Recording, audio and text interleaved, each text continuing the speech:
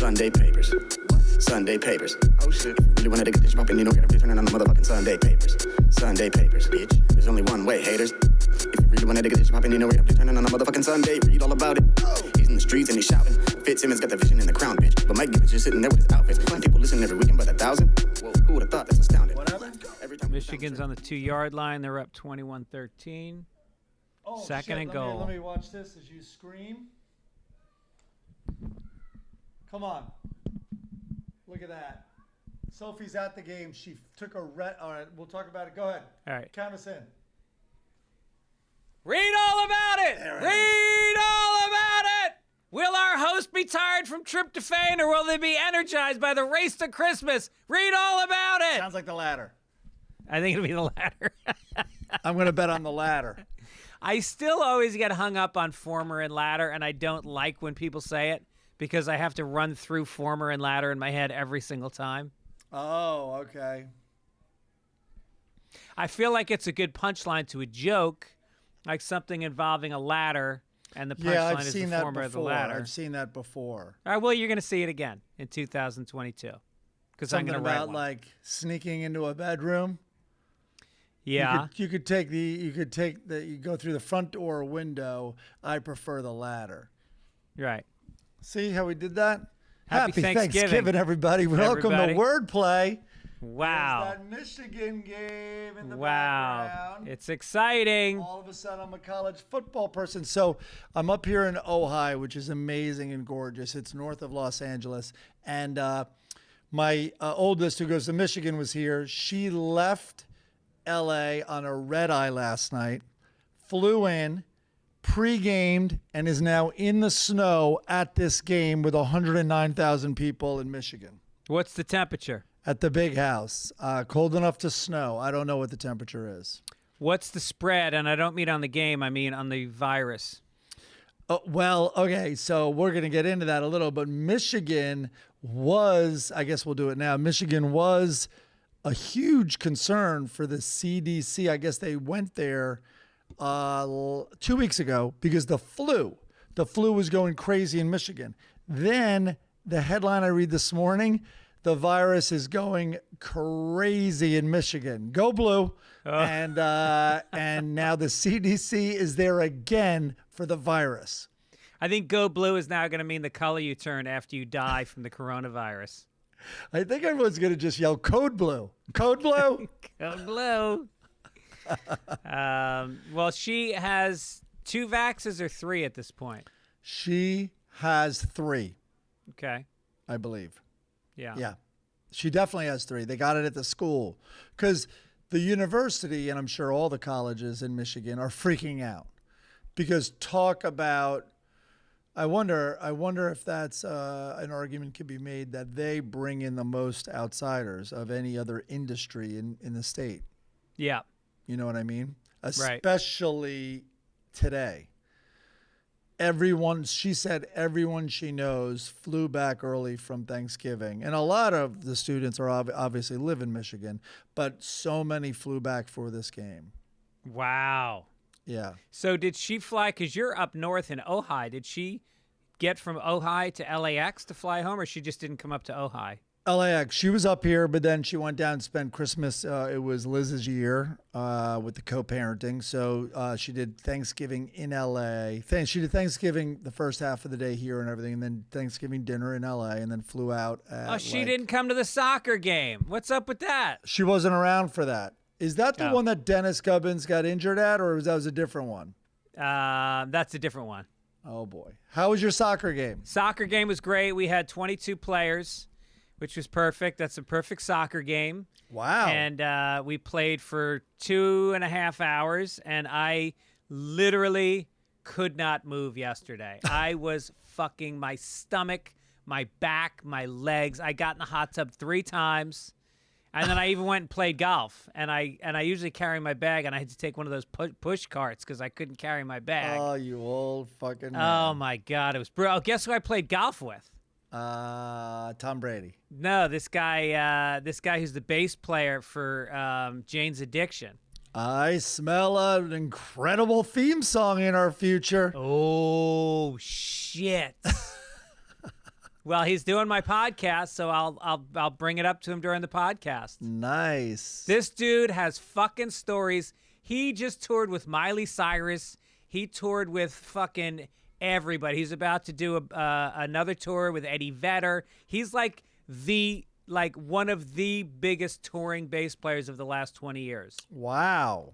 Studio musician. He's done. You know where he makes most of his money is fucking movies. Oh, he gets really? points. When he plays on a movie, he gets points. And they split it. Like if you do a soundtrack for a movie, you split it based on the number of people that played. So sometimes he's with a group and they're like, dude, let's just get 3 of us. We can do it. We can do all the instruments. Otherwise, you get an orchestra on Star Wars. They're splitting it fucking 220 ways and they're mostly Asian.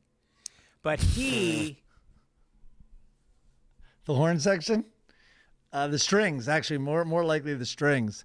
Yeah. I did hear about songwriting. There's a lot of new rules, and I'm sure there's listeners out there who actually know what they're talking about. But a songwriter friend of mine was like, during COVID especially, if someone zooms in and is like, how's it going? It's like, good, and they play them a little bit of it, and they're like, that's cool. You know, what if you, like, they're on there for writing credit if they zoomed in for 5 minutes? Oh, no shit. Yeah. Now, I'd love to get mail to see how right I am about that, but that is what I've heard from Well, we're going to talk Wheeler about Walker Jr. We'll talk about some of that later when we're going to review Let It Be, the Beatles documentary. You haven't watched it, I'm sure, because you've been away. Right. But I'm going to mention. I'm going to talk about it a little bit. Oh, I like that. We want to thank. And then we did our dive into the ocean. We had the whole group. Nice. We had about 30 people down at the Venice Pier. Ran into the ocean. It was a Santa Ana wind, so it was not that cold. It was about 60 degrees out. Very cool. Caught a couple waves. Rode them in. Wow. And the then only thing of interest here is, so Ojai is really beautiful and its hills and its valley, a lot of valleys. And after Thanksgiving, walking back, and we see a lot of, not a lot, but like 3 or 4 flashlights on this hillside where the rooms are. And we're walking up, and all of a sudden Olivia's like, holy shit, a bear. And it was right outside our room. And they were looking for it big time. Now, there's a family of raccoons. Wait a minute. There's a family with flashlights tracking a bear at night? No. It looked like hotel employees, but it also looked like maybe animal control. Really? Yeah, the poor thing. I mean, if the bear has figured out this hotel is a food source, at best they're going to try to catch it and move it. No, he's a rug. That dude's a rug. More likely he's a rug in the main lobby. Yeah, right. So anyway, but usually there's raccoons who are, and they're amazing because everyone puts outside their room, they put out their room service. Yeah. And every door is outside. Every room in this hotel, the door is outside. Oh, that sucks. I hate those kind of hotels. Oh, really? I love that. Although I love that hotel. I guess I'm having flashbacks to when I was starting out and I was playing colleges and I would stay in Motel 6s where the door was in the parking lot and people would start their car the next morning with the exhaust face towards the fucking crack in the bottom of your door. Then that was your little wake-up call? Sleep. Right. That's right. I think that's the definition of a motel is the doors are all exterior. Yeah. But this is because they're all individual, casitas or whatever the hell they call them. So anyway, these raccoons just are like, you come back and they they're I love raccoons. And they're like just very delicately and human, like eating French fries out of the, out of the little, what I guess it's not silver, like container, with the little paper, the fancy room service French fry delivery. Oh, I was thinking it was pewter. It almost looks pewter. And they're just sitting there like a family of them, like looking through. They know how to lift the lid, those room service lids. But now a bear has entered the mix. Yeah. So we'll see. Shit got serious. Yeah. So who's up there? Your dad, your sister, George? Yeah, the cousins, the 4 girls, although my 2 girls left, and then Olivia came back up here, and Sophie flew to Michigan. Nice. Yeah, it was really great. All right, well, So, give my love to everybody. oh, you got to Dad- tell me where to find all those golf balls. I'll go out there this evening. Oh, dude, the golf course up there, we found, I'm not exaggerating when I say I brought home 40 golf balls, and they were mostly new Pro V1s because that course is all tourists, and they suck Yes. at golf, and they play once a year, and they buy a bunch of balls, and they don't give a shit if they hit them in the woods. So you go in the woods, and I was filling up my shirt with balls coming out. So classy. You're in your 50s, right? Would you have predicted that when you were 18 doing the same thing? All right, we won't bore people with the golf thing, but this story is just interesting on a weather front, which arguably is more boring.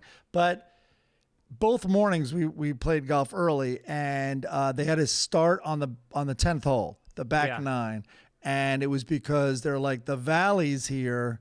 The first 9 are way more, there's way more valleys, and they're positioned differently, where there is this morning, a 12-degree difference between the like 3rd hole and the 10th hole, and frost. And they're like, we can't even use our mowers till 10 a.m. And this is right outside Los Angeles. Damn. Yeah. So your Santa Ana bullshit didn't come anywhere near here. No, I guess not. Yeah. I'm trying to find this guy Chris's last name. Cheney. Chris Cheney is the bass player's name. Oh, all If right. anybody wants to Google him, he's a pretty fascinating guy. Check. All right, good. I'm loud enough. A little late to check my levels.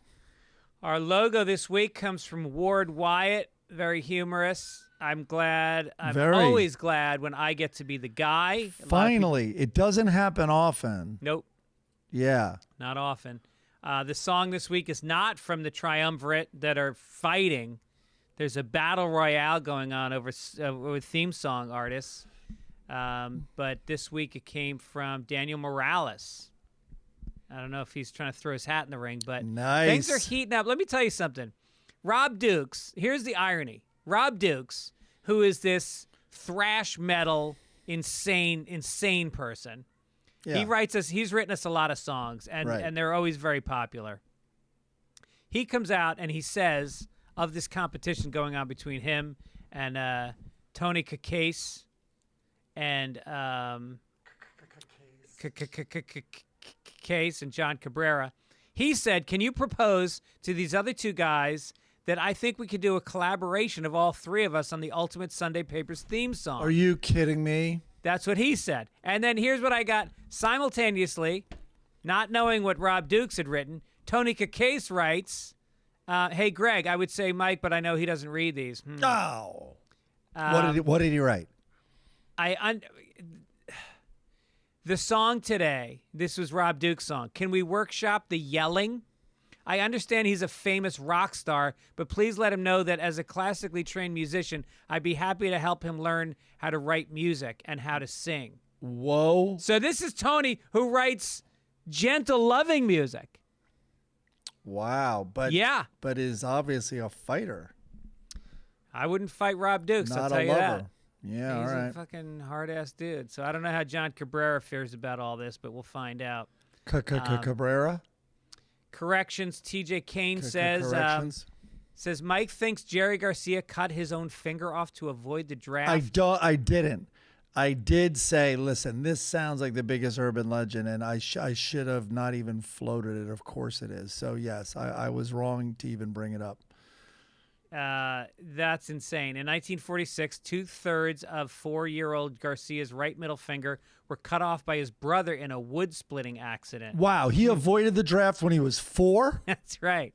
His brother thought his hand was made of wood while the family was vacationing in the Santa Cruz Mountains. So Garcia later confessed that he often used it to his advantage in his youth, showing it off to other children in the neighborhood. What an advantage. By the way, he then enlisted in the U.S. Army. That's amazing. Yeah. He enlisted? Yeah. I do find that hard to believe. It said that he was enlisted in the U.S. Army as a punishment for stealing his mother's car. They made him join the Army. Oh, okay. He went through basic training. training. I'm on board. Went through basic training, was transferred to Fort Winford Scott in the Presidio. Oh, I've been to that place. Wow. Can you imagine Jerry Garcia climbing up ropes and trying to get his body like over the high wood walls and stuff, and crawling in the mud underneath the wires. Yeah, which is what his followers did years later to get into his concerts. Exactly. But it says that recruit Jerome Garcia's staunch resistance to the strictures of military life 6 decades ago got him discharged just months into his enlistment. So he got kicked out pretty quickly. Yeah, discharge. I wonder if it was honorable or dishonorable, or I think there's a middle one, which is more neutral. Every time I jerk off, I feel like I just made a dishonorable discharge. Absolutely. Barbara Allen says, please tell me you know the scarf represents her virginity. Dishonor, I don't even know her. She's talking obviously about the Taylor Swift song. All right, Barbara Allen, if that's your real name, it does not represent her virginity. And by the way, if it does, it means she's an even worse songwriter because she writes about the scarf representing her innocence. So she spells it out. It's pathetic. Yeah. And no. And by the way, blunt. the red scarf is the oldest symbol in the book to represent virginity. It's like all comes from Little Red Riding Hood, no matter what it was called in whichever language it was translated. Little Red Riding Hood lost her virginity? Little Red Cap, Little Red Riding Hood. No. Whatever, no matter. You're Wait. joking, right? I'm not joking. You're saying that all these years, Little Red Riding Hood is a story about a little girl losing her virginity? 100%. Read it. It's insanity. Get the fuck out of here. The wolf represents the sexuality, and she knew it was a wolf and is even looking at it saying, my, what big teeth you have. And, and it was all this very scary stuff. I'm getting turned on right now. Yeah. And I think the wolf fucked the grandma, too. Anyway, so, the very quick little thing on Grimm Fairy Tales are these stories all worked, and then a guy, Bruno Bettelheim, who was a Freudian contemporary and I think student, he wrote a great book called The Uses of Enchantment. And he's like, these are all oral tradition and passed on. And he goes, and they were honed over hundreds of years before the Brothers Grimm finally wrote them down. And when they are honed by troubadours and in all these, in the oral tradition, they would see what worked. It was almost like it was being, workshopped. And some things, for instance, never changed, like the color red. Even if it was a cap, a hat, a hood, whatever it was always red. It had to be. The story worked best. And some of them aren't intentionally about sex, kind of like Silence of the Lambs. But it's why the story works so well, because it does resonate on that level as well. Wow. Okay. This is from G-Rock. I believe the term graft was used when grift should have been, as in wanna hear Gubbins' latest grift. I believe the term was swapped during the discussion when we were talking about free game tickets, but you paying for concert tickets. Him getting free game tickets. No. His were concert tickets and mine were concert tickets. Not whatever. Usually when we're talking about Gubbins, it's grub. It's food. Not grift or graft, but grub. Yeah, or grab ass. Yeah. I got some dates coming up. I just added some dates by the end of the year. You ready for this? Can't wait. I'm on Christmas, the edge of my hotel seat. Christmas, I fly down to my mother's on December 21st, where I will spend a week with my mother. Wow. And my Good for you. agent called and said, hey, you want to work Christmas night at the West Palm Beach Improv? I'm like, what time? He's like 7. I'm like, yeah, I'll be there. Totally do that gig. Yeah, we'll have Christmas a little early. Bring your mom. Yeah. No, she said she doesn't want to come because I'm too dirty. Oh, okay. Well, she has not lost her mind, that's for sure. So come down if you're a Jew and you want to come down on Christmas night to the West Palm Beach Improv. I'll also be there the next night, December 26th, at the West Palm Beach Improv, and then adding New Year's Eve at the Stress Factory in New Brunswick, New Jersey. That's the 31st, but also December 30th and January 1st, I will be at the Bridgeport Stress Factory. All these tickets are available at fitzdog.com. We had someone write in a funny letter, which I do read, you bastards, and it was like shuttling between stress factory. It could be like my autobiography or something like that. Like that's a good summation of my life. Like bouncing between stress factories. Yeah, it is. I fly in on the 29th. I'm flying in a day early so I can go to the city because Adele is headlining Caroline's, and I want to see that show. Please go to David Byrne on Broadway. Oh, right. He's right. I'm telling you, $60 mezzanine. Okay. And he's playing throughout the whole holidays, I believe. Okay, I'm going to do that. And then I'll head up on the 30th to Bridgeport, do the show, 31st in Jersey, and then back on the 1st to Bridgeport. Hey, speaking of making money, let's read some ads. There's a lot of stigmas. A lot of stigmas about anxiety in our culture. No need. What? No need to have those stigmas. No, those stigmas are gone. I think we're all accepting that society is changing. I think there just is more to, especially around these times of the pandemic and whatever. But Noom Mood is here to guide you to mental wellness. They've got all kinds of tools to help you tackle stress, and life just becomes easier. It's that simple. You can read about. I read about Noom Weight for a while. It was a very successful program they ran. And so I knew that Noom Mood would be good. Yep. It's hard. One of the hardest things about dealing with stress is the stress in how to tackle stress. So they lay it out one step at a time. Their guided approach teaches you the power of shifting your mindset in just a few minutes a day. They have great coaches. You'll have the support system helping you so you can stay with it. That's why I did it, because I need structure.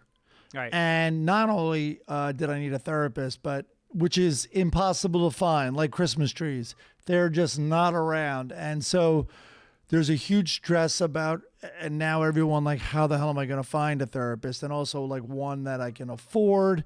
And anyway, this was the answer. But this structure that they provide with a coach and then the steps that they give you and daily exercises, it's great. Yes, and I've had sleep issues. Everybody in my family has sleep issues. Noom has helped me Maybe because you're lot. awake all night. Did you? I think theirs are very easy to explain. Yeah, I'm having erectile dysfunction issues, mostly because my dick won't get hard. So I'm falling asleep faster, staying deeper. It takes 10 minutes a day. You do it whenever you want, wherever, on your phone, on your computer. So look, stress paralyzes you, but there's something that you can do to challenge it. Do it your own way. You customize it. The coach helps you do it your own way. So they're late. So anyway, call to action.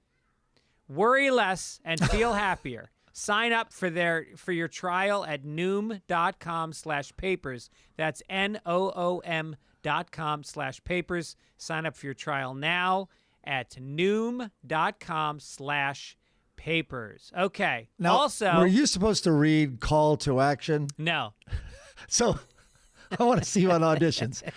Greg enters the room. Where have you guys been? Greg looks around. Oh, God.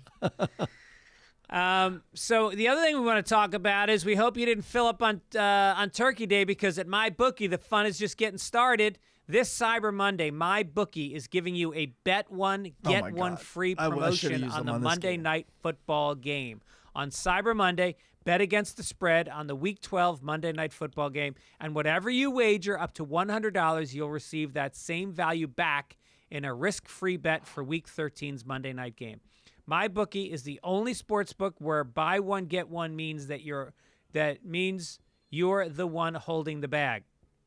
Don't miss out. Head to mybookie.ag this Monday to get in on the exclusive promotion. To set the stage before you redeem the bet one get one free promotion, why not wager on the biggest matchup of Week 12, the Los Angeles Rams against the Green Bay Packers? Forget it. In a clash of NFC juggernauts. Don't look for either side to hold. Set yourself up for success by doubling your first deposit when using promo code PAPERS at MyBookie. That's promo code PAPERS to double your initial deposit all the way up to $1,000. Which is 100 or is it? It says 100 up here, but then it says 1,000 down here. I'm not sure, but you'll find out when you bet it.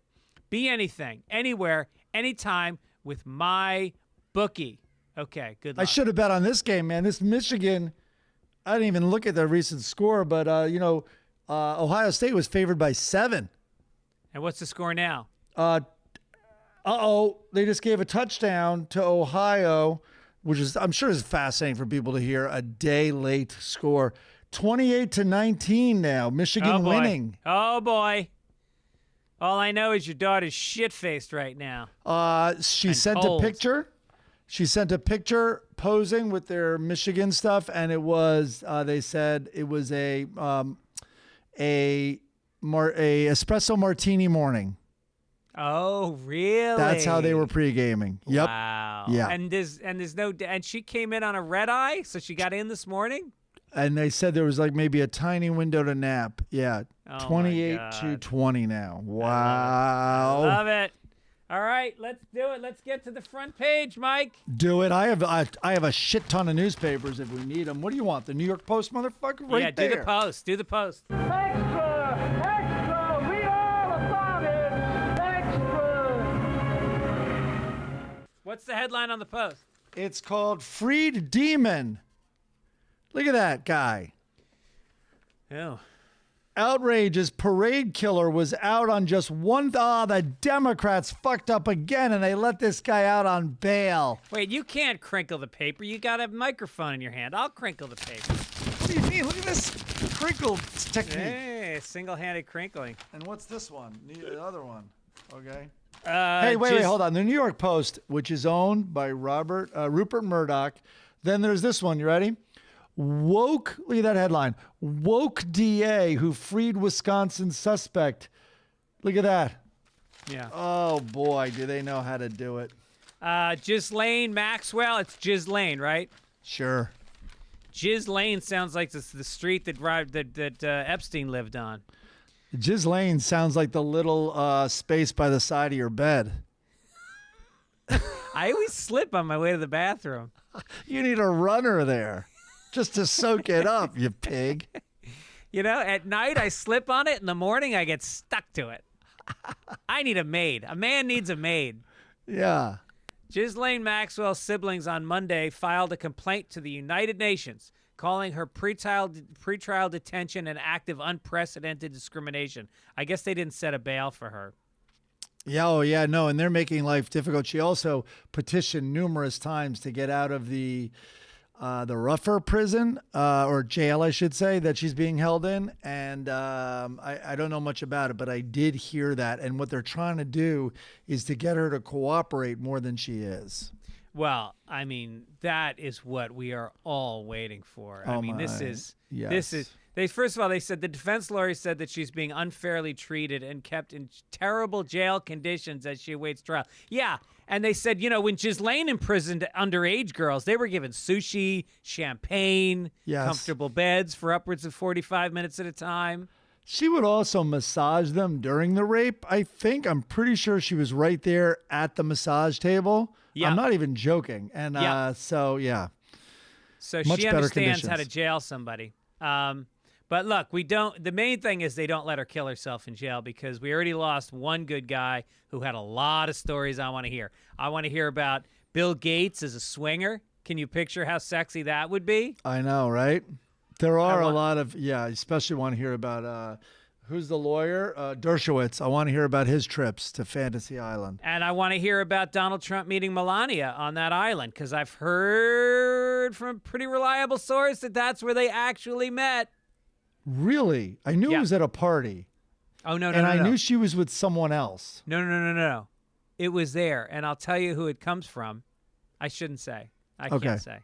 But it is a huge celebrity who has been spotted on the island. Like, it's fact that he was on the island. That's your source. Yeah. You do run with a very cool crowd. Should I say who it is? No. Okay. Can I He's been guess? on my podcast. You can look at my podcast list, and there's somebody that was on it that puts Trump and Melania together there. Anyway. But wait, did they talk about it on your podcast? No, it was during the commercial break. Oh, yeah. You got to protect your sources. Yeah. Wow. So, Bradley Cooper. All right. Here's New strain of the virus. New strain of the virus. Omicron. Omicron? Omicron. Omicron. I don't know how you do it, but it was Omicron. Omicron. It was initially known as B.1 or B.1.1.529. I knew that one was coming. The last one was, we should have seen this. The last one was B.1.1.528. I know. Did we not stop think at another one 529? was coming? I know. It has a large number of mutations and may be more likely to reinfect people. The variant has so far been identified in South Africa, Botswana, Hong Kong, and Belgium. And then today's news is Germany and the Czech Republic have found the first suspected cases of the Omicron variant. But here's my thing. If you were to ask me, like, all right, what would be your, Mike, what would be your worst case virus? Like, you can cook up any scenario you want. What virus do you want heading your way? Well, I'd be like, well, there's two areas I really don't want a virus coming to me from. One would be China. And then I would be like, oh shit, man, I forgot about Africa. These two places are really, I mean, they hit it out of the park when it comes to worldwide viruses. And that's exactly what this one, it's coming from South Africa. I mean, I don't want to point not South Africa, Southern Africa. I Southern, don't want to. so you're right. Well, South Africa also, but 7 countries in Southern Africa. Yeah, I don't want to blame the Africans, but the truth is, they should have taken the vaccines that we didn't send them because we needed 3. Why are they so stubborn about not meeting the planes that don't arrive? They are so anti-vax that they don't have.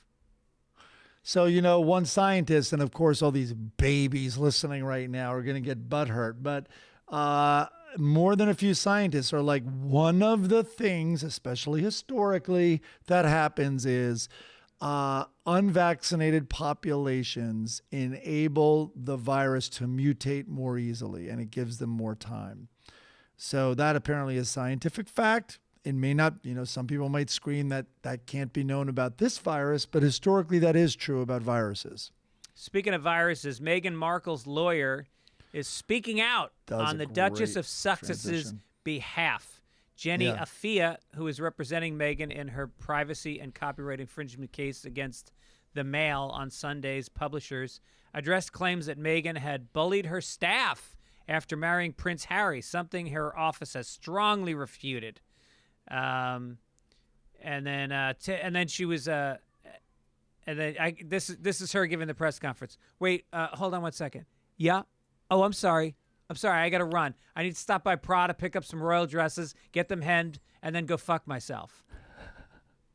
For those of you that don't know, Greg just answered the phone, which he makes the phone gesture with his hand.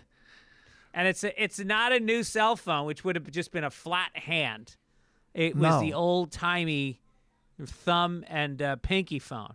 At least you didn't do the old-timey where you just are lifting up the earpiece as you talk into the receiver on the wall.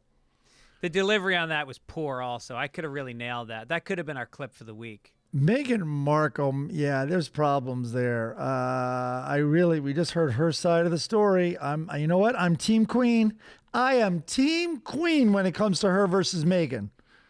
I think, Meghan was an actress. That's fucking 2 strikes against you right there. Child actress. And then marrying a billionaire is 3rd strike. Anybody who marries also a marrying billionaire. into the royal family and lasting as long as she did, which was like a nanosecond. It's like, you sure you know what you're doing? This is a racist empire. Like, maybe there is a great argument to be made. This is the most racist dinner table of all time. Yeah. And historically for sure. And you're going to go in there and, fun fact, his mom, you know what happened to his mom, right? Like it didn't go great with the family. And so you're still going to sign up. Yeah, I can do it. You can do it. Okay, great. And I'm out however many weeks later. Right. I was dating a girl whose father owned 113 shopping malls in college. And I broke up with her because I couldn't. She was too rich. I went to their house. They had this fucking mansion in Greenwich, Connecticut that was on 30 acres of Greenwich, Connecticut. And this guy, you're walking around the backyard with 20 golf balls in your shirt. that I got out of his bag. Yeah. And I used to fuck her in the pool right in front of them. They were in the house. I was in the back, pretending we were hugging. It's the Giving most her the high, obvious hard one. move ever. There's no Yeah. pretending you're hugging. Yeah.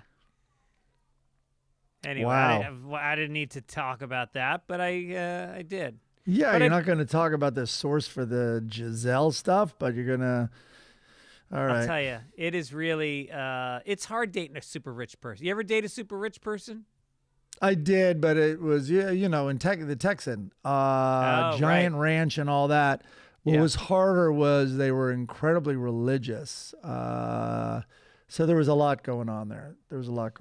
Also, but no, you were never going to touch that money because she was adopted and they treated her like a second-class citizen, so she never would have gotten any inheritance. all of that is true. Yes, Yeah. that's true. Yes, I think you're right. And I think they were also very busy making a large fortune, a small fortune. Oh, that happens in Texas. Yes. Yeah, it Um, sure does. And it was oil. It was oil-related industry that the grandfather, at least, maybe even the one before him. Anyway, Let's talk about Christmas trees. dude, Christmas tree shortage. I think we mentioned it up top a little bit, but the headline was "Get ready for a Christmas tree shortage as supply chain issues and climate change team up." We always knew they would team up. Supply chain woes coupled with climate change are leading to a shortage of both real and artificial Christmas trees this year. Quantities will be fewer and prices will be higher than usual. And I have the solution, especially for the trees, the fake trees, they say are in this supply chain issue, and most of them come from China. But I would say, give everybody with the new virus a Christmas tree, and they will spread them all around the world. And we'll have too many. We'll have too many fake Christmas trees. Because they're spreaders? They'll bring them in the country. Yeah, Yep. absolutely. Right. So that's your solution. But, if you think about it, if you heard about this problem, right? Let's say you were somehow very far into this, and you're like, oh, what's one of the headlines in their paper this week? Well, one of the headlines is that they're not going to get their Christmas trees, real or fake. And you'd be like, is this related to what the real headline is, which is the virus? Like, no. The virus is contributing factor to the shortage. So what's the deal with these trees? Oh, these people who, it's a certain religion, have trees cut down for them, and they put them up in their house for about 3 weeks. And then what? And then they throw them out. Yeah. They all put them out on the sidewalk. Right. And what's the deal with the fake ones? Well, the fake ones are supposed to look like the real ones, and they put up then a fake tree in their house. Okay, well, you kind of can't knock it because it's obviously their religion. Oh, no, it's not tied. There's no religious symbolism Right. whatsoever. Right. Well, you said it was a certain religion. Yeah, I know, but they got it from this pagan thing, and it's unrelated to any rituals or anything religious. It's not in any of the scripture.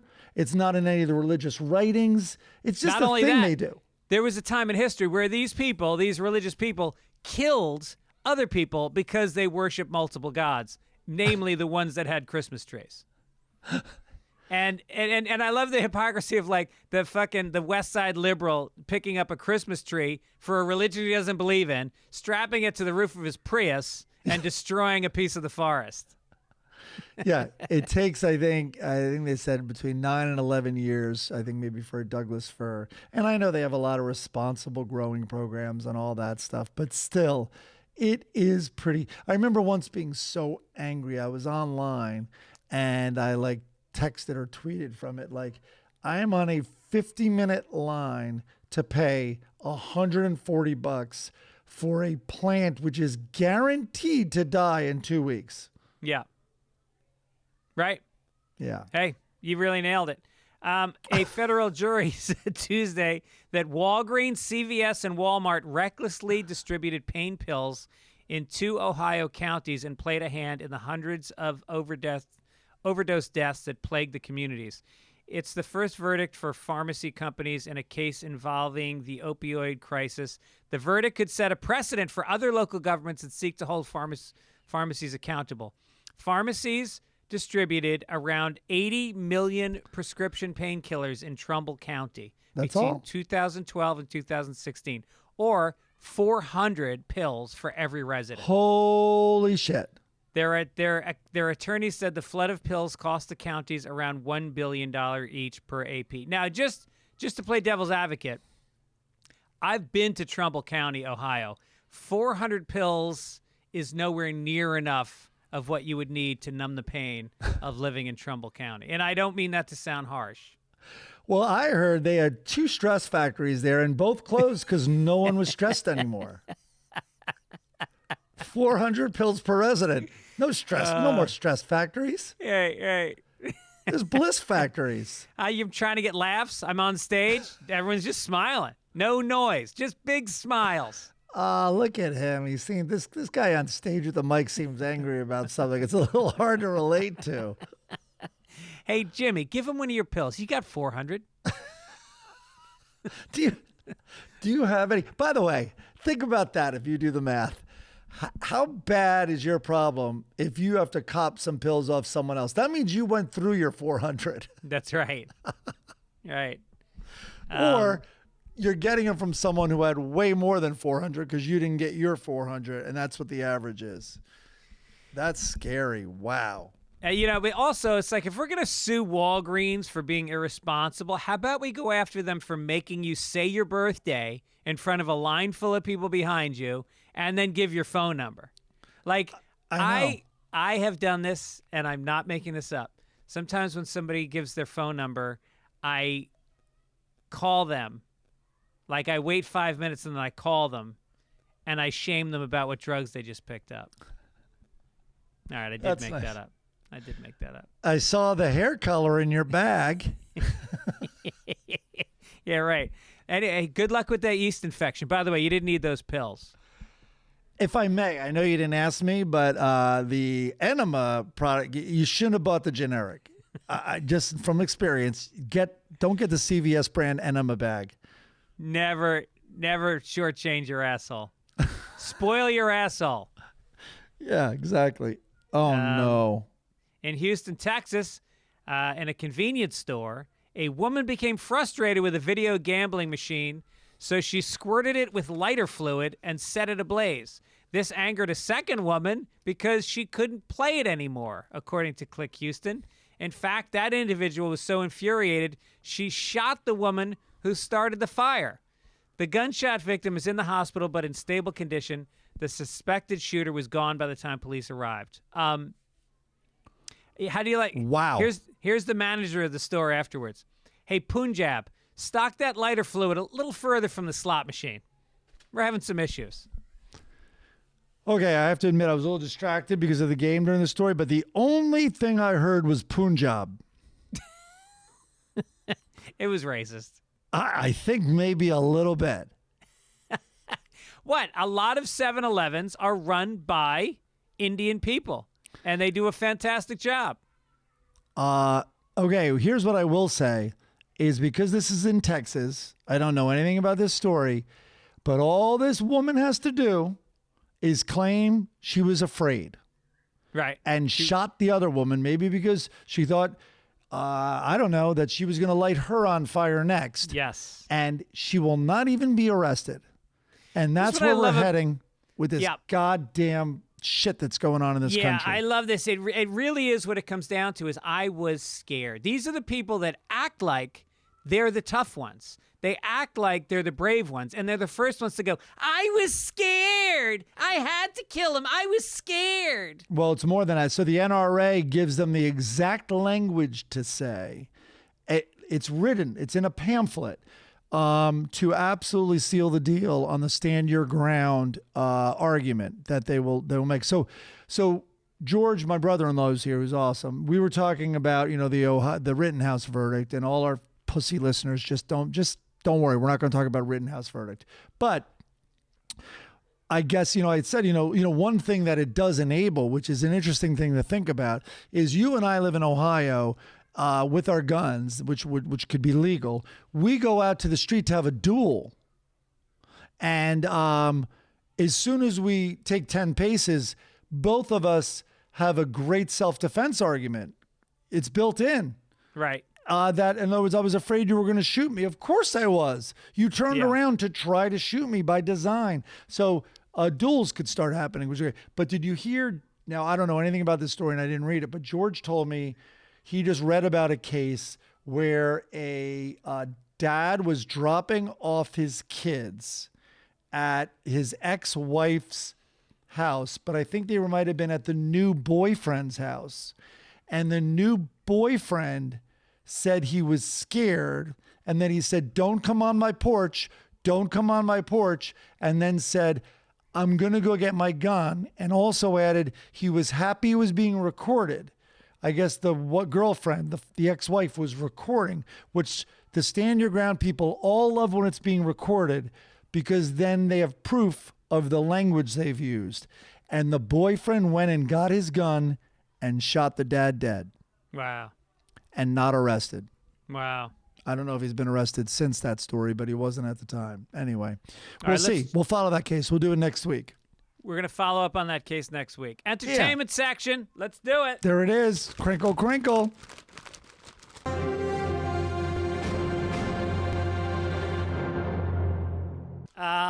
Well, you want to talk about this Hulu show, The Curse of Van Dutch? I didn't see it yet. Should we wait till I see it? Yep, let's wait. Okay, and then we're going to also talk about, I just want to talk briefly about Let It Be, the Beatles documentary that started airing this week. Right. Holy shit. It is so fucking intimate. Wow. You are sitting in a room. The cameras are right up next to John, Paul, George, and Ringo, and you are watching them create song.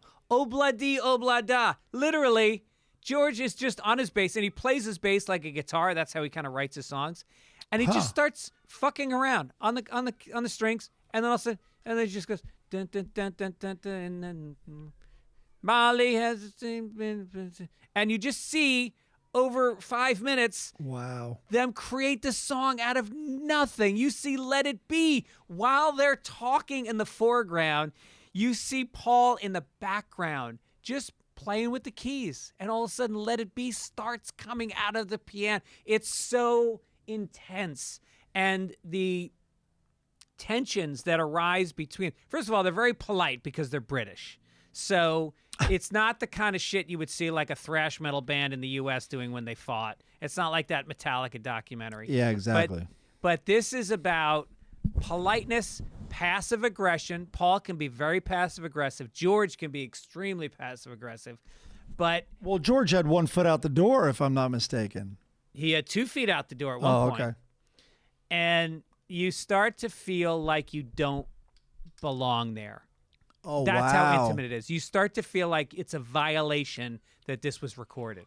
Yeah. Yeah. It's like amazing. when all the whores and cocaine come in? No, tea. Why are you rolling, guys, on that? They would have like a little tea going once in a while and like a beer. They were very, restrained.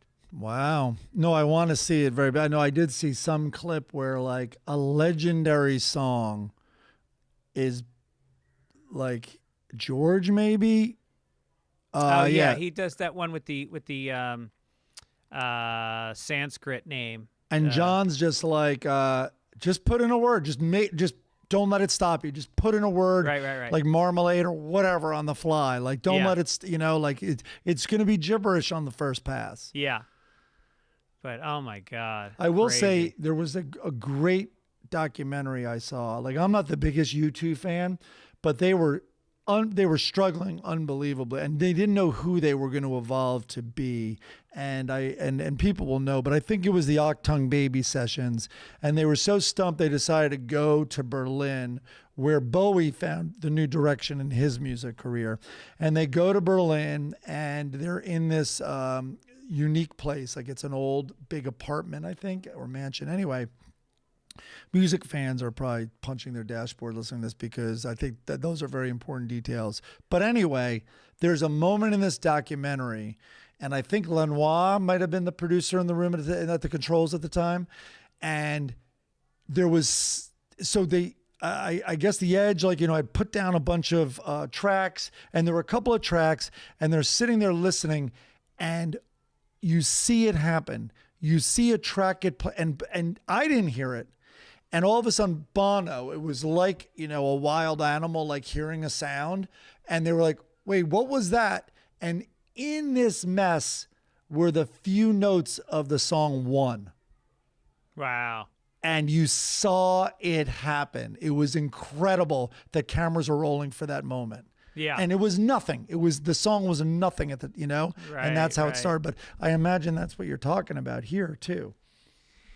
Yeah, that to me is the thing. When you listen to a Beatles album or a song and you just think, how does something this magical and this mathematical, I mean, music is math. Yeah. How does this originate? What's the genesis of those first chords, and when does it meet the words, and how does that mix together and become this thing that you listen to over and over and over again until you can't even distinguish it from, like, sometimes I think about, I wish I could re-listen to Let It Be the first time. Right, of course. I wish I could feel the exhilaration of discovering something like that. And it's the same thing with, like, I hear new artists sometimes, and I'll hear a song that just blows me away.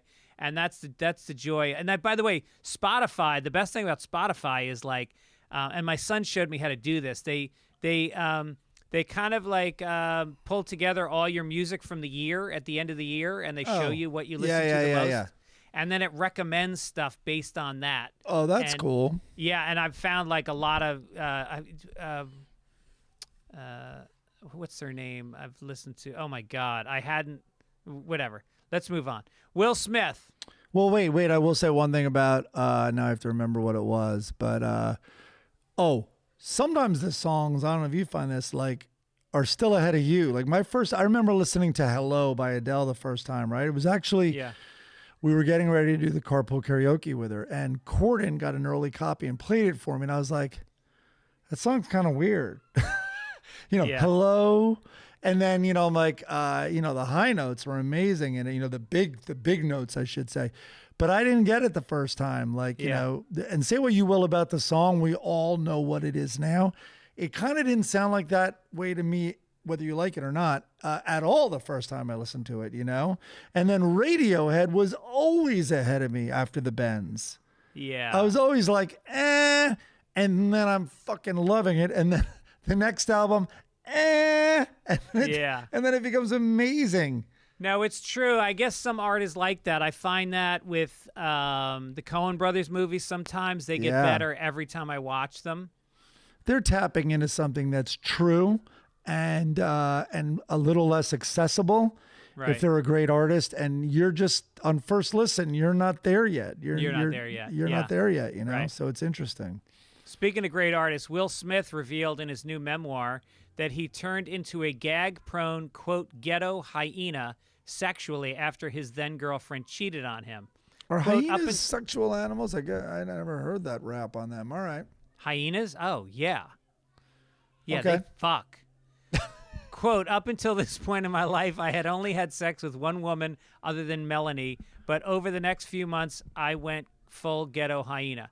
I had sex with so many women that it was so constitutionally disagreeable to the core of my being that I developed a psychosomatic reaction to having an orgasm, he writes. It would literally make me gag and sometimes even vomit. Wow. He then announced the title of his new movie, Men in Yak. Come on. That's where it happened? I read all of that just for that one punchline. I wish I had read this story before you just reading it to me. I would have maybe come up with a better bad pun. I'd like to see footage of that. That's an exciting orgasm for sure. Hey, sorry to puke on top of your head. I just saw King Richard. Did you see that? Wait, let me just do my one other joke. Oh. I used to throw up after sex in college, but that's because I was banging fours. No, take that out. Okay. Wait, Chris Denman just posted this. This is right. a tweet from Langston Kerman, who's a comedian. Okay. And Langston, and it's from, it says, I know so many comedians who had to sign NDAs to help Will Smith write silly dad jokes for Instagram, and now this N-word is out here talking about throwing up from pussy poisoning. Rich people are wild. I happen to know somebody who signed one of those agreements. I know a comedian that wrote for Will Smith. Oh, really? Yeah, like social media stuff. I hope someone wrote him this story about throwing up on chicks when he ejaculates. What a weird thing to talk about. It reminds me of when, who was it who said that he got cancer in his throat from eating out his wife? Michael Douglas? Michael Douglas. Yeah, I that think was the a weird doctors thing. might have said that, not him. Yeah. But this is the most humble brag. This is the most humble brag of all time. Yeah. Like he's trying to paint himself as the core of me had it right. The core of me would never sleep around so much and sort of objectify women like this. So my core knew what was going on, and it would throw up on her, the small of her back. It would throw up right on her tramp stamp, which I told him should be a target. Yeah, she's on all fours going, don't come on my back. That wasn't cum. Yeah, but while my core did it, like I did give it about 6,000 chances to fix itself, and it just wouldn't with all the pussy. Right. I kept trying to overcome it, but the cum part kept getting in the way. But yeah, can you imagine? He's banging her from behind, and she's like, "Wow, you're having some orgasm back there." He's like, "Damn, you came a lot on my back." Jeez. Yeah. Getting back though, he's pretty extraordinary in King Richard. I will say that. Is he? He's really, he has this deadness in his eyes, which is really, he somehow wasn't full on Will Smith, which is hard to say very often when you're watching a Will Smith performance. Yeah. And, but the King Richard thing is about Serena and Venus Williams' father. I shouldn't limit it to them. He has at least 9 kids, I'd say. And he abandoned his first 5, I think. And maybe abandoned's not the right word, but he did have a previous family. But boy, is it, I mean, King Richard is right. This is a glowing story of him. Well, it was produced by his daughters. Everything he said, you're like, that's a great dad. Yeah. Like everything he did, and it ends with Venus, who's older. It ends with her first professional match, which she lost. And, or maybe her second, but it was the first tournament. And it ends before he's suspended from tournaments. I think there might have even been restraining orders. Also, a divorce. It ended before any of that stuff. It was just like, what an amazing guy getting them to this level. It would have been like the Tiger Woods movie if it stopped once he turned pro, before all the cheating came out and all that. But even that, I think it would have been like, he really, like, Tiger was not loving having to golf in the rain all those days. These girls were loved playing tennis in the literal rain. Yeah. Which I don't know why don't play tennis in the rain, because no tennis is played in the rain. Right. Golf is. Yeah. Singing. People do sing in the rain, and everyone should try to do that while they golf. It's a glorious feeling. The Grammys are under fire because Dave Chappelle, who made anti-trans comments, was nominated. Louis C.K. was nominated. Marilyn Manson, who's up for sexual assault lawsuits for several women. They're back. Was nominated. Is the pendulum swinging the other way? Kevin Hart, who made homophobic comments, is nominated. But I took a quick glance back at the Grammys over the years, and there were a couple other exceptions to being a perfect guy. Jimmy Page won a Grammy. He also kidnapped a 14-year-old girl and raped her. John Lennon admitted that he beat women in his younger years. James Brown beat his second wife to a pulp on a regular basis. His ex-wife accused him of raping her. Michael Jackson, I won't go into. Miles Davis. Please don't. Beat his own wives regularly. Bill Wyman dated a 13-year-old Mandy Smith. The upside was he eventually, when he was 47, he did end up marrying her. Oh, I think the upside is he was 47. Yes. Not the marrying part. Tupac was arrested for sexually abusing a 19-year-old. Sid Vicious abused Nancy. Chuck Berry transported a 14-year-old indigenous girl across state lines for sex. Oh, man. Iggy Pop had sex with, quote, baby groupie Sable Starr when she was 13. Chuck Berry, another way to look at it is if she's indigenous, all those state lines are white men creations. That's so, true. Yeah. So, I Yeah. mean, I don't think it was really across state lines, for her. Right. Yeah, yeah. It wasn't many moons away. It was only 2 moons away. Your word game is on fire today.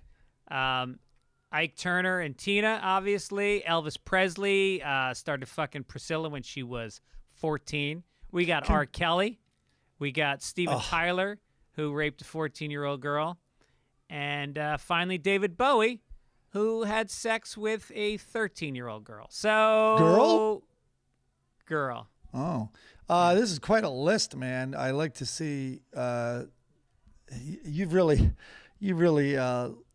locked in your algorithm. I'd be very interested to see what ads come your way this week from all your Googling. Yeah, I know. Jesus. Lawyers for pedophiles. Yeah. What'd you find in Florida this week, Mike? Florida. Let me tell you something about Florida. Yeah, it's a new section.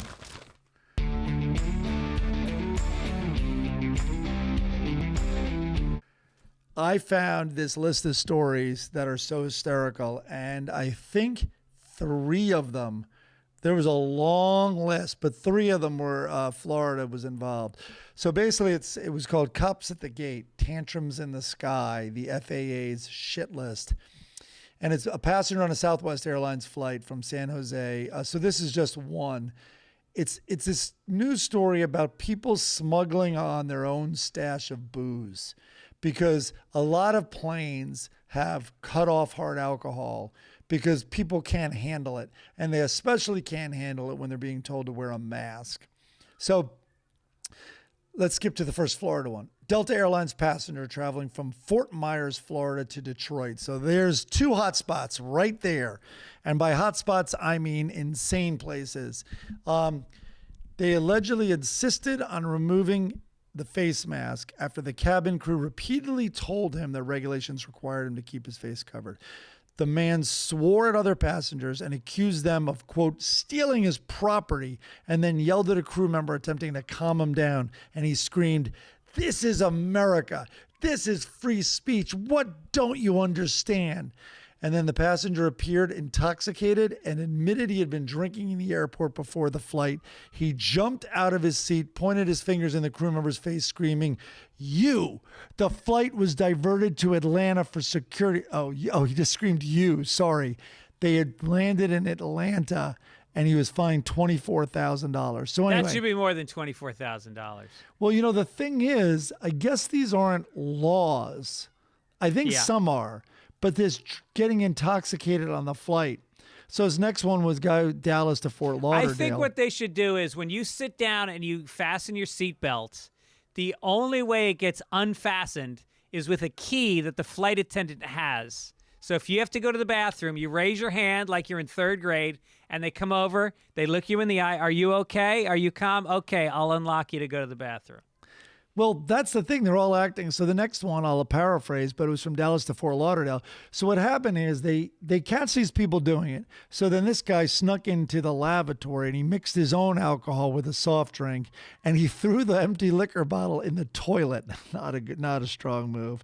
And then when they bust you, these people quickly try to chug it. It's like something you would do in grammar school. Yeah. And this other one was, again, it's a Michigan-Florida connection. This one from Grand Rapids, Michigan to Punta Gorda, Florida. He ordered Bloody Mary mix and ice and for he and 3 others. And then he took out a bottle of vodka from his carry-on bag and he made Bloody Marys for his whole row. And when the crew member told him to hand over the bottle, the man told her to kiss my ass and get away. And then a loud argument pursued. And when he was told that it violated FAA regulations, so there I don't understand why it's not a law. They handed him the notice that detailed this FAA regulation. He crumpled it up, threw it at her, and he called the crew member a vulgar name and flipped her off. And then he continued drinking out of the giant bottle of vodka.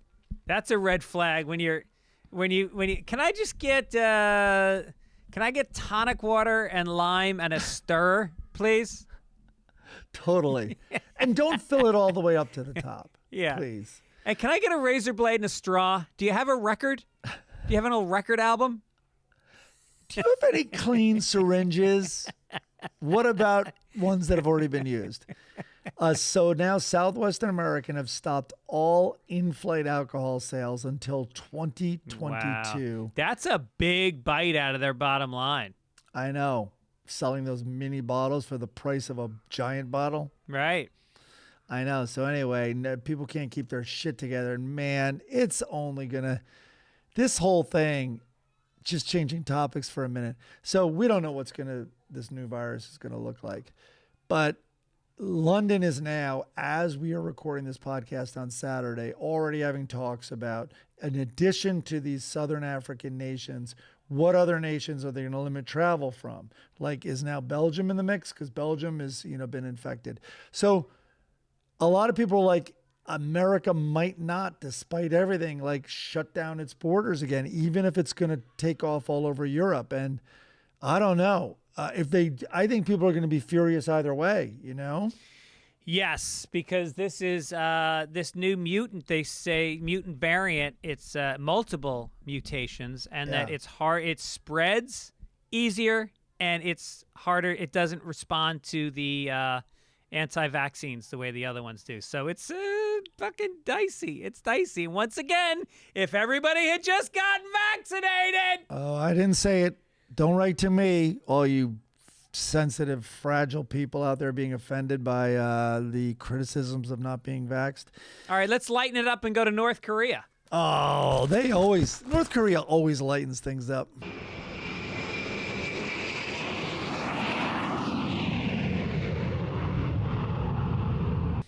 A North Korean man who bought a copy of the South Korean science fiction series Squid Game will be executed by a firing squad, reports Radio Free Asia. 6 high school students who brought copies of the series on USB sticks will face punishment ranging from 5 years hard labor to life in prison. What? A 7th student whose wealthy parents bribed officials with a $3,000 payment will receive no punishment. Green light. Wait a minute. Yeah. What happened to the first guy who's going to be executed? Well, it's a firing squad, but they're going to make him open his mouth, and they're going to shoot a water pistol into it until he fills up and explodes. All right. Can you explain that joke to me? Because Squid Games was all about fun using childhood games to kill people. Oh, all right. Maybe not that one, though, but okay. What about this one? They'll play Duck, Duck, Goose with live ammo. There, that's much better. I like that one better. Wow. I like only $3,000. That's all it takes to be rich in North Korea. That's impressive. I like it. I think if you want to punish these kids, make them watch Kim Jong-un's movies in a loop. Yeah. Locked in a cell. Have you seen Squid Game? Yeah, I loved it. I'm just really glad did. we live in a free country where we can watch a fucking weirdo Squid Game. Yeah. Let's do some sports. Let's do it.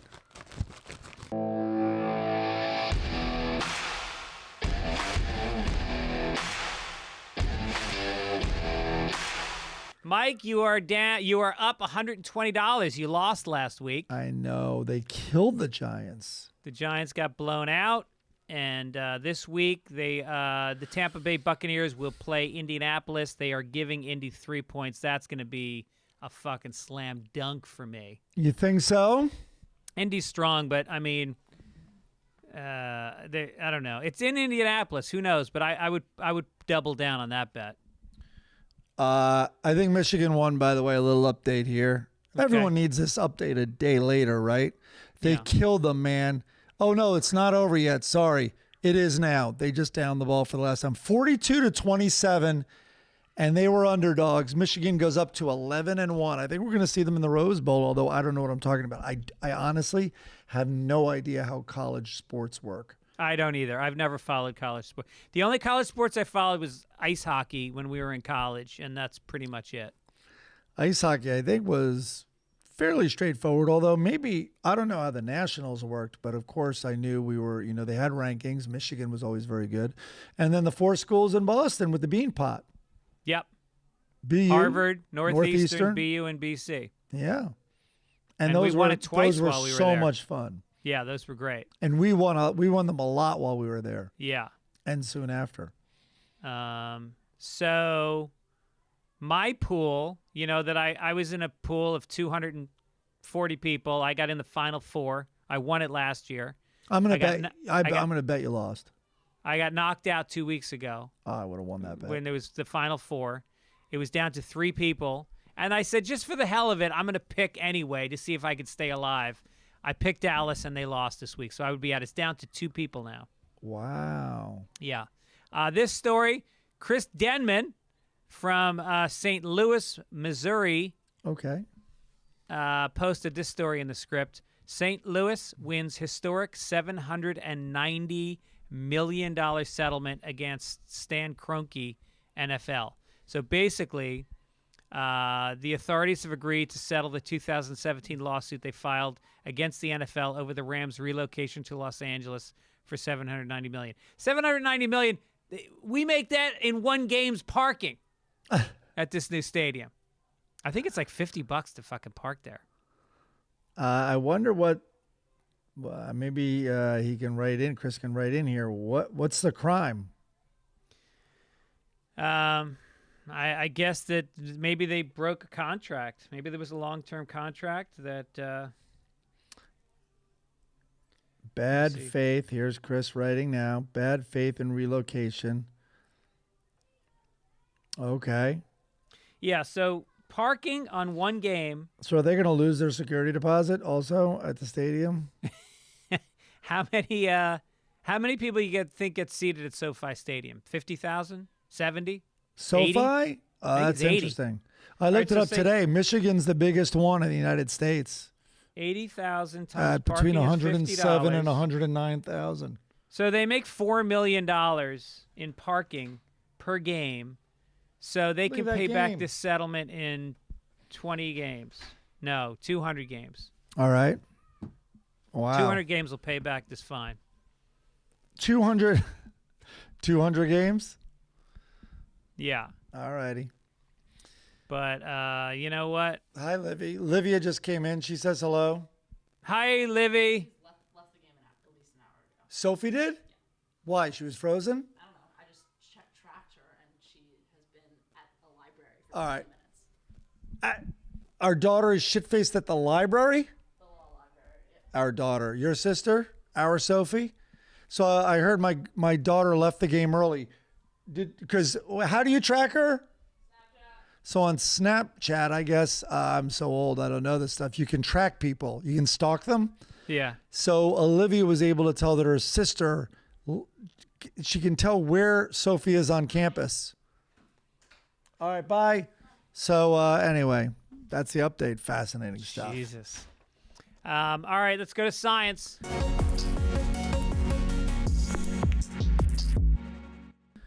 If we must. All right, let's do it. Let's move it along. I got them on vacation, man. Lobster, octopus, and crabs are now among animals the United Kingdom plans to classify as sentient beings, a step Wow. that could lay the groundwork for changes in how these animals are treated and slaughtered. The bill that would formally recognize some animals' capability to experience feelings such as pain. And following these experiments, the scientists would often enjoy a lovely but sad seafood stew. I just looked up sentient, and do you know what the definition is? Aware of pain?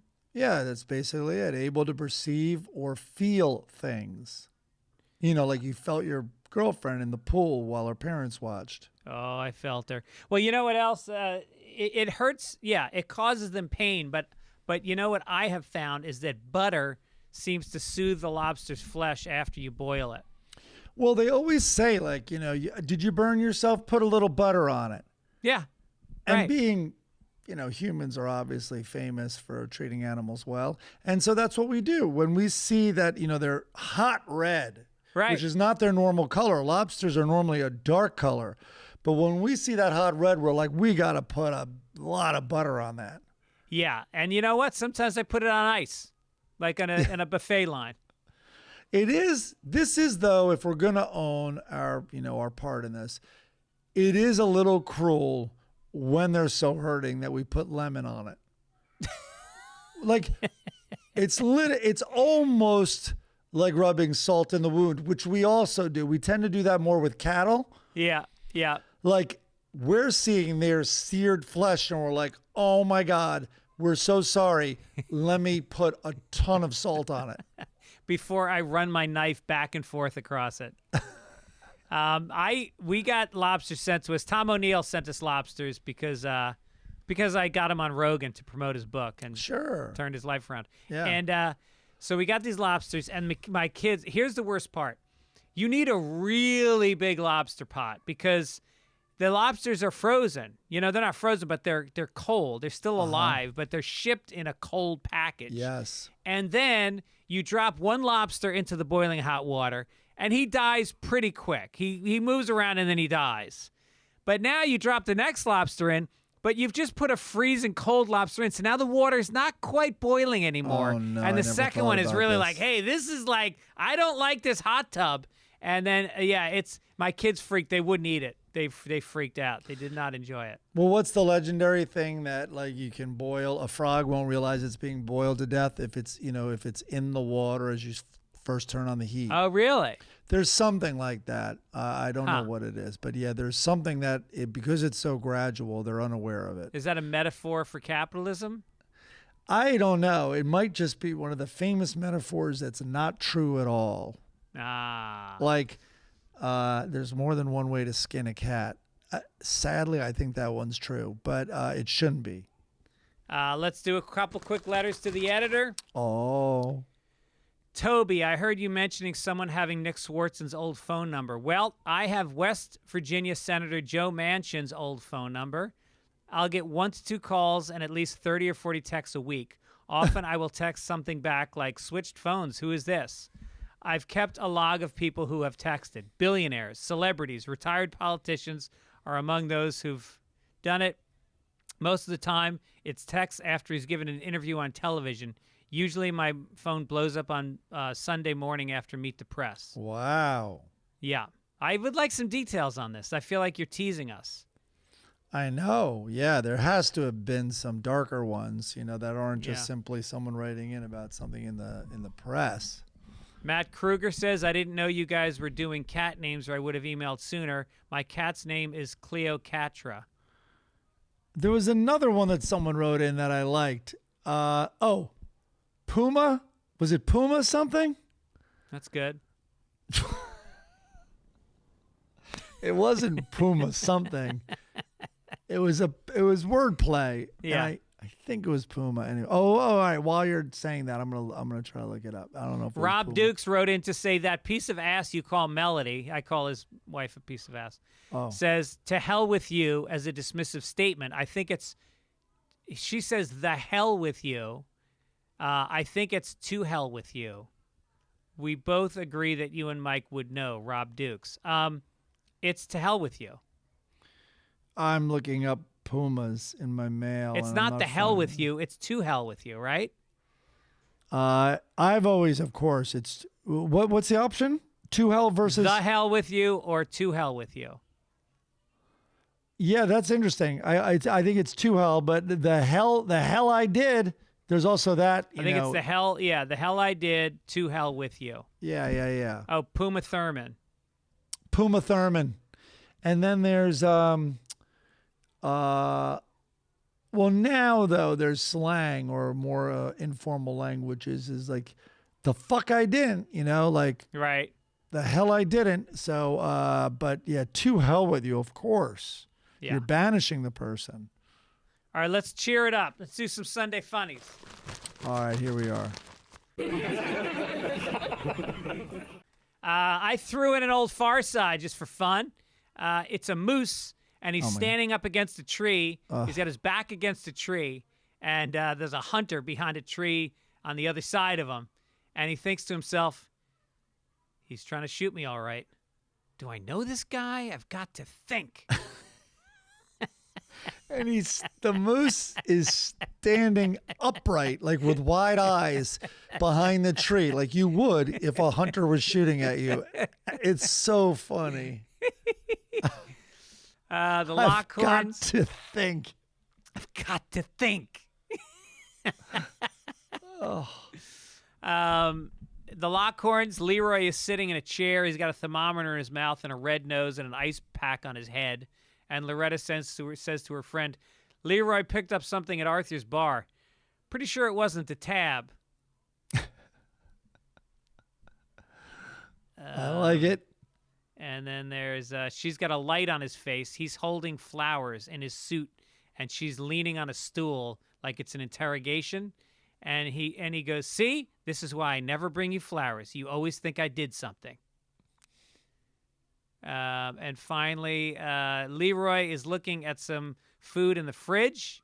Loretta's stirring a pot, and he goes, did these leftovers leave a will? They're jokes. They are jokes, Yeah. kind of like the Far Side that you started with. These right, are funnies, which we, the two of us, are not used to. Let's All do right. some Family Circus. Here's another fridge scene. So I have not read this Family Circus. I copied and pasted it without looking at it. So kind of like the Lockhorns, this has an open fridge, and a little shitty kid is there standing in the doorway. Leroy. And the mom is walking in the kitchen, is holding a basket, and she's in the middle of doing laundry. She doesn't look happy. Let me see what this says, because I might have to describe more. Okay, so the dog is also in the kitchen, and the dog's eating a lot. There's like 4 bowls on the floor, and the dog is eating a lot. So the kid is saying to the mom, isn't Barfy, that's the dog's name? Have we ever heard the dog? Barfy? Who the fuck would name their dog Barfy? Jeff Keane would. Who would even name a fake dog Barfy like Jeff Keane? Isn't Barfy good, Mommy? That was Will Smith's nickname in college, by the way. Isn't Barfy good, Mommy? By the way, imagine if Will Smith had affected him the other way, which is every time he barfed, he ejaculated. I think that would be way more interesting. Yeah. Isn't Barfy good, Mommy? He's getting rid of all the leftovers for us. What? So the kid is feeding the dog all the leftovers. So I guess the premise has to be that the mom was really into the leftovers, and now this shitty kid is feeding the dog all the leftovers. But her face reads the tragedy of raising these shitty kids. The Well, she's just least like, funny yeah. human beings in the world. And then all she had to live for was some fucking stuffing on a sandwich with some turkey and cranberry, and now that's gone. And she's looking at this kid like, no matter how you slice it, like, let's say I even fooled around on the husband or slept with the mailman. Half this stupid kid's genes are mine. Half of this kid's intelligence I had a part in creating. I did not stimulate this brain enough when he was little, and this is the drivel that comes out of his. These are the choices he makes. And I lose any way I look at this incredibly dumb kid, whether it's nature or nurture. It doesn't even matter what your belief is, because I'm guilty of both. Oh, Billy. Oh, Billy. Let's get to Blondie. Oh, this is unfucking believable. Oh, Blondie boy. is standing. They are in a dress shop, and he is in the dressing room, the changing room. Is the old days when the husband, they have a chair and the husband sits while the wife parades in front of you with the dress on. Have you seen some places still have a TV where the men? Yeah, where the beaten down men who have been dragged there can just watch. Like, why even go? Is the woman unable to drive? Well, you can't give her a credit card. These second-class citizens, you got to keep an eye on them. So she's standing there with this dress on that is goddamn gorgeous. It's a knee-length, long sleeve with not a revealing neckline. This is a conservative piece for Blondie, but it's got a cinched-off waist with a nice little belt. And she's standing there and she goes, "Does this dress make me look fat?" And then fucking cock breath goes, "How much is it?" And she goes, $899. And he immediately goes, "Yes." I'm with him. Do you want to put a price on Blondie looking that fucking hot?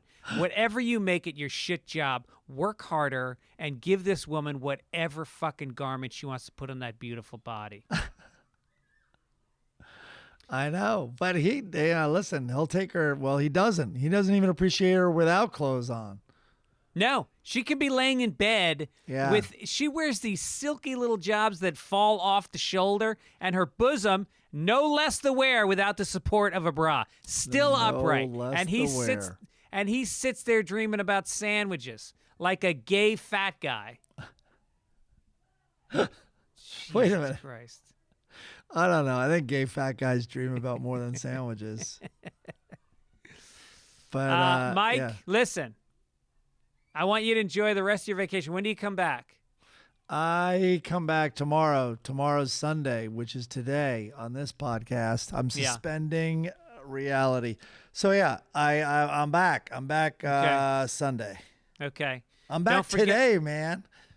The mugs were sold out, but we just ordered some more. So Look at that. They will still be here in time for Christmas. It's a 3-week turnaround. So if you want to buy a Sunday Papers mug for a loved one, get involved, support the show. They're beautiful mugs. Go to the website, either fitzdog.com or sundaypapers.net. Listen, you can't buy a tree this year. You're going to have all this extra. You're going to be swimming in extra cash. That's right. And you got to kind of spruce up. You got to get more presents. You got to pile up more presents. They don't have to be limited to under a tree anymore. Oh, you know what? Put the cup in the middle of the living room and put the presents under the cup. What an idea. I have absolutely no way of imagining or picturing how that would work, but I love it. Yeah, do it. Yeah. All right. We want to thank Midcoast Media and all the people that help us out, Chris Denman, Beth Hoops, and Key. Mike, we'll see you this week. Perfect. Go Blue. All right. Go Blue. All right. Take it ish. Take it ish. There it is. Sunday Papers. Sunday Papers. Oh shit. If you really wanna get this poppin', you know you gotta be turning on the motherfucking Sunday Papers. Sunday Papers, bitch. There's only one way, haters. If you really wanna get this poppin', you know you gotta be turning on the motherfucking Sunday. Read all about it. He's in the streets and he's shouting. Fitzsimmons got the vision and the crown, bitch. But Mike Gibbons just sitting there with his outfits. Blind people listen every weekend by the 1,000. Whoa, who would've thought? That's astounding. Let's go. Every time we do family circus, the mood is dropping. But fuck it, you know that I'm gonna throw a move. I'm blinded because I'm haggard, the horrible, and I'm stabbing your orbit because you're shouting deplorable. And I'll be back up in Florida. Just kidding, I am not the Florida man. But you know I'm rapping like a fucking Tour de France. And if you really wanna get some enlightenment, maybe you'll end up liking it. You gotta give Sunday Papers some sort of chance.